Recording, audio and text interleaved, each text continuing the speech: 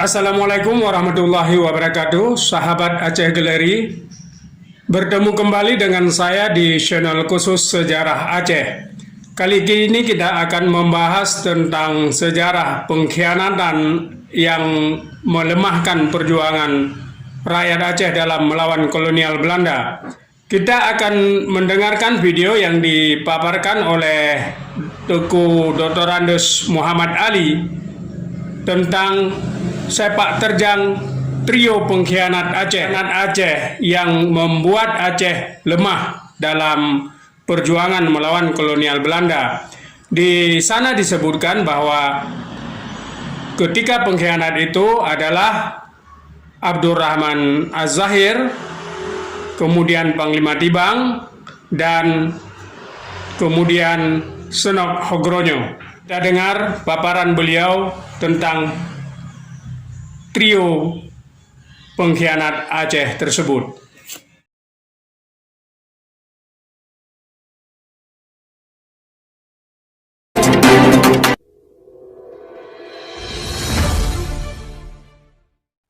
Trio pengkhianat Aceh. Dalam setiap perjuangan, nyo hana terlepas. Dalam setiap perjuangan na pengkhianat. Jadi yang tak pegah bab malamnya bacut sagai. Sebab bab video yang sebelum ji kalau pernah long sampaikan. Jadi bab malamnya long rangkum na tiga pengkhianat dalam perjuangan Aceh. Jadi mudah-mudahan nyo je kepelajaran bagi kita nyo bahwa pengkhianat dalam perjuangan nyo tetap na urojeh dah uronyo dan masa akan datang. Jadi pajan manteng na perjuangan di sana ada pengkhianatan. Pajan manteng na perjuangan di sana ada orang yang berjuang mati-matian. Di mana ada perjuangan hina na ulun yang berjuang karena Allah, mengharap keridhaan Allah.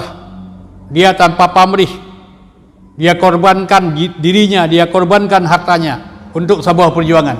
Tapi yang dipegah malamnya adalah tentang pengkhianat.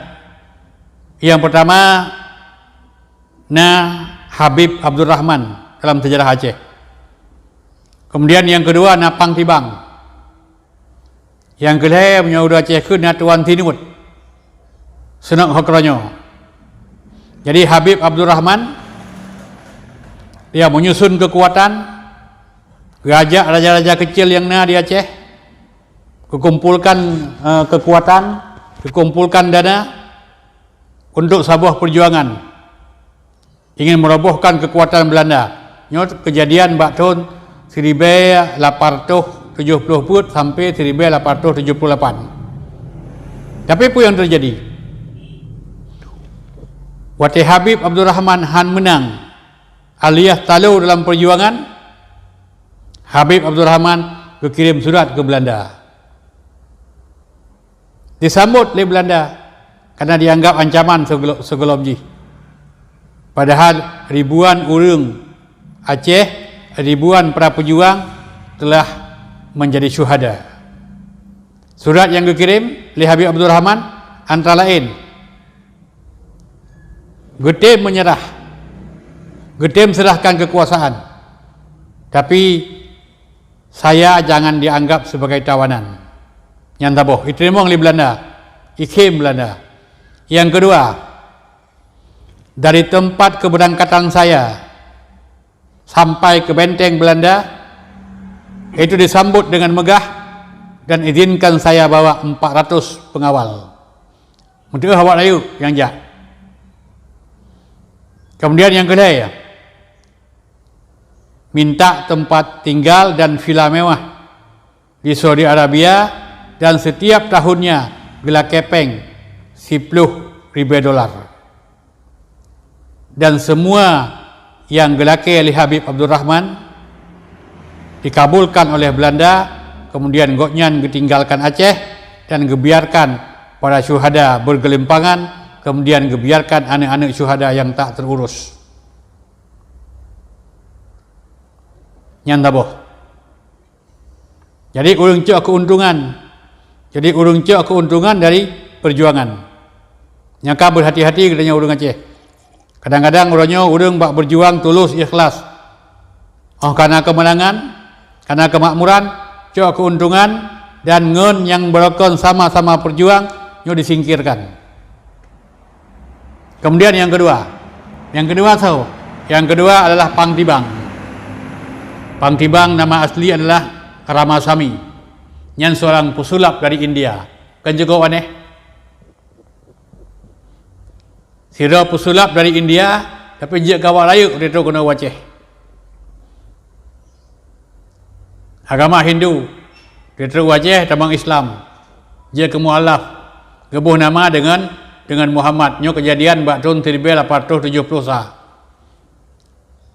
Karena cadang bersulap, cadang dalam ngebangun komunikasi, gad bergaul, gonyan bisa tembus ku istana.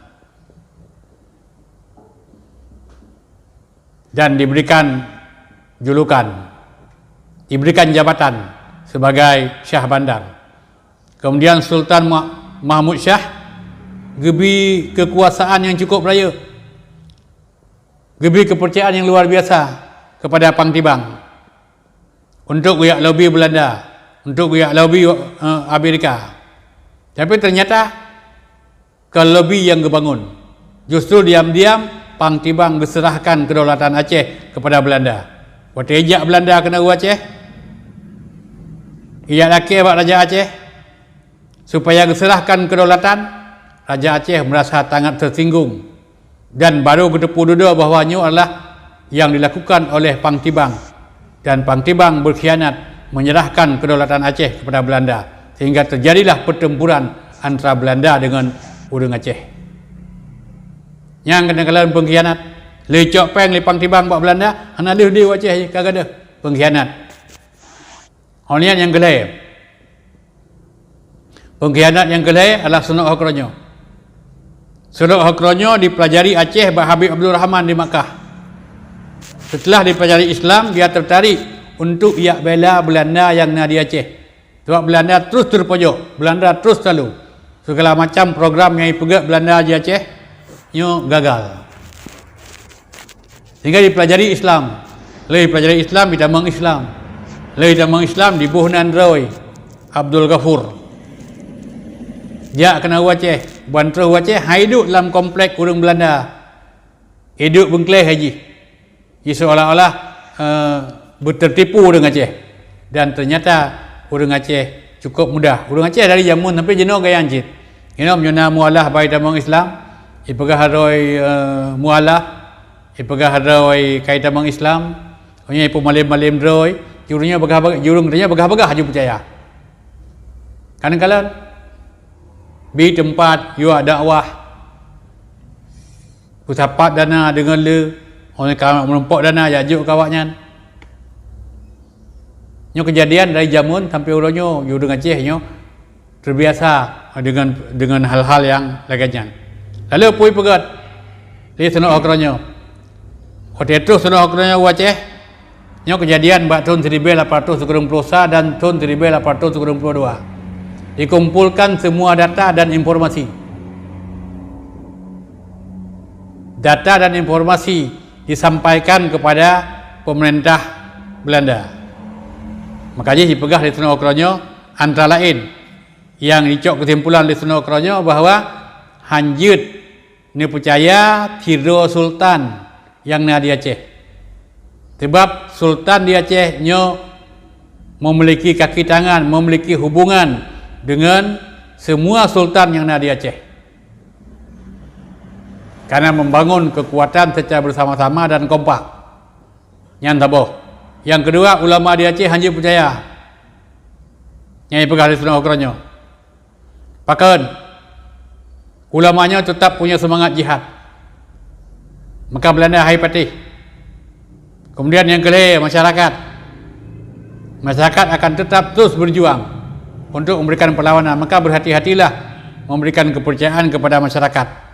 Nyo antara lain yang dilakukan oleh Sunuk Hokronyo. Ya, berdapat beberapa informasi yang ada di Aceh kemudian disampaikan kepada pemerintah Belanda. Ini mandum-mandum nyo adalah tingkah ulah pengkhianat jak pembocor segala persoalan yang di tengah-tengah masyarakat Aceh. Jadi pengkhianat yang pertama adalah Habib Abdul Rahman. Yang kedua dengan Aceh, orang Arab. jak Aceh. Atau akhir Arab. Yang kedua pang tibang nyan ke udang Aceh. Pang tibang uronyo yang na udang Aceh. Pang tibang awai ke Aceh. Pang tibang awai nyan awak India. Ijak kena Aceh, kemudian berkhianat telah mendapatkan keuntungan yang banyak. Iwo nangroi. Honian yang kelai. Senang okronyo yang jelas awak Belanda ke udang Aceh.